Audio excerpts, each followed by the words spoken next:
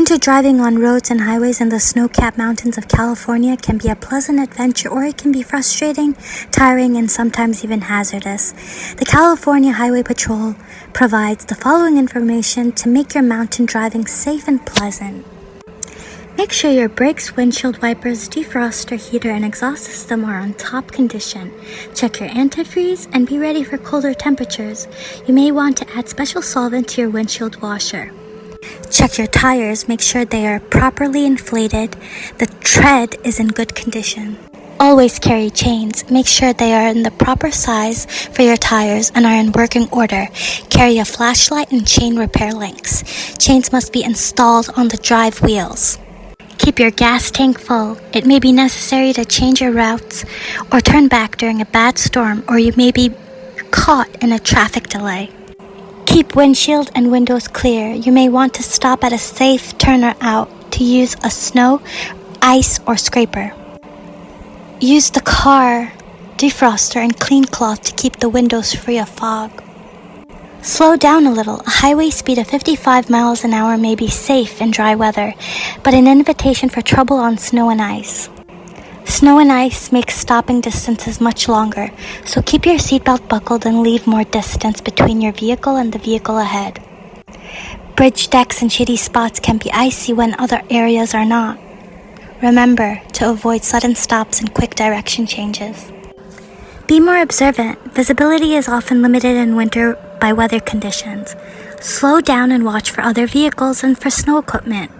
Put an extra key in your pocket. A number of motorists have locked themselves out of their cars when putting on chains and at ski areas. When stalled, stay with your vehicle and try to conserve fuel while maintaining warmth. Be alert to any possible exhaust or monoxide problems. Allow enough time. Trips to the mountains can take longer during winter than other times of the year, especially if you encounter storm conditions or icy roads. Be more observant. Visibility is often limited in winter by weather conditions. Slow down and watch for other vehicles and for snow equipment. Even though snow removal vehicles have flashing lights, visibility may be so restricted during a storm that it is difficult to see the slow-moving equipment. It is also a good idea to take along water, food, warm blankets, and extra clothing.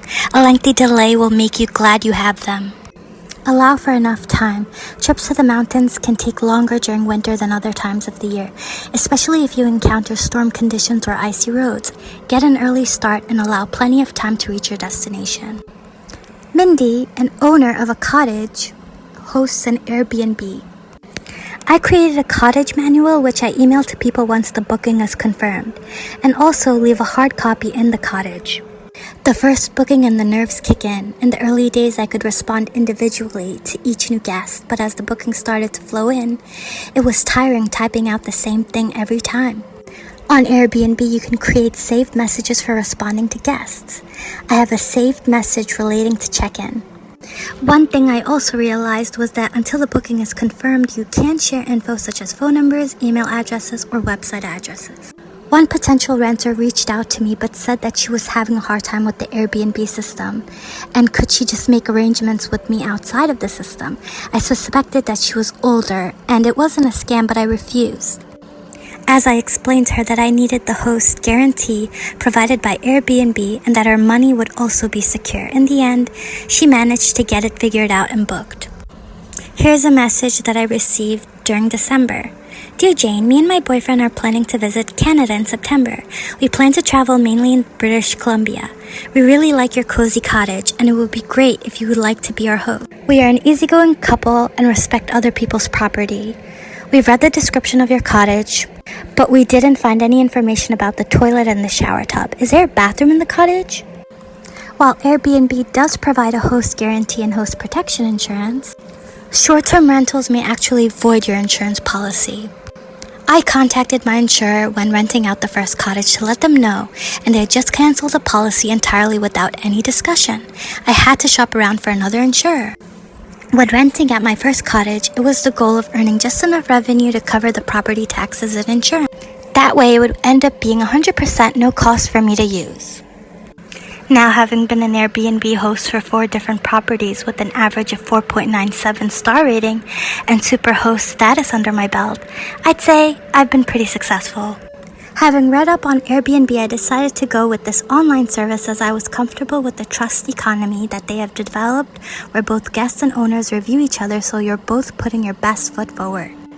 Rather than just covering expenses, short-term rental has become key to augmenting my income while sharing my little piece of heaven with others.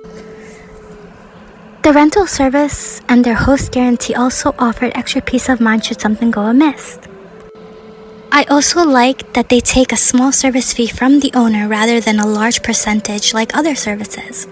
I did also try VRBO, but didn't like the experience. It's a big leap of faith, renting out your cottage and home. I tried as best as possible to take lifestyle pictures so that people could imagine themselves staying at the cottage. The table is set, delicious pastries are displayed, beers on deck, featuring what other activities they could enjoy both at the cottage and surrounding area. Unless you block it off, your calendar is wide open for people to book at any date. I had requests that were too short notice and I wasn't able to have the cottage cleaned and prepped in time. Your search comes up based on an algorithm. I'm no expert, but I've learned that the more often you update your listing, the more the algorithm likes your listing and the higher you rise in the search results. I learned that you can set your preferences for how much advance notice you require. You want to come out first page, ideally at the top. So adding photos, adding ideas to the guest book, updating your calendar, responding to requests on a timely basis, all will help keep your listing front and center. Get your friends and family to favorite it by clicking on the heart. Being unfamiliar with the system, I made a couple of mistakes. On my first request, as we were going back and forth in our communication, I inadvertently let the booking time out. It expires after 24 hours. I learned that you can set your preferences for how much advance notice you require. Block off any times you want to use the cottage far in advance. The potential guest was also new to Airbnb, so we both had lots of questions for each other. You can also set the booking window if you only want people to be able to book 6 months in advance. For instance, maintaining an accurate calendar saves time for everyone, and it helps with your algorithm. Through the questions, I realized what needed to be added to the listing. She asked if bedding was available, which it was, so I added that. I also included it in the photographs, as not everyone will read the listing description carefully. You can add captions to each photograph. By knowing a bit about each potential renter, it makes me feel more comfortable that a group of partiers won't be at my cottage. It's also part of the fun of getting to know people from all over the world. This is not a hotel, and people understand that they're renting someone's cottage, which is very special to them. Check out their reviews before making a decision to accept their booking request. This is the beauty of Airbnb.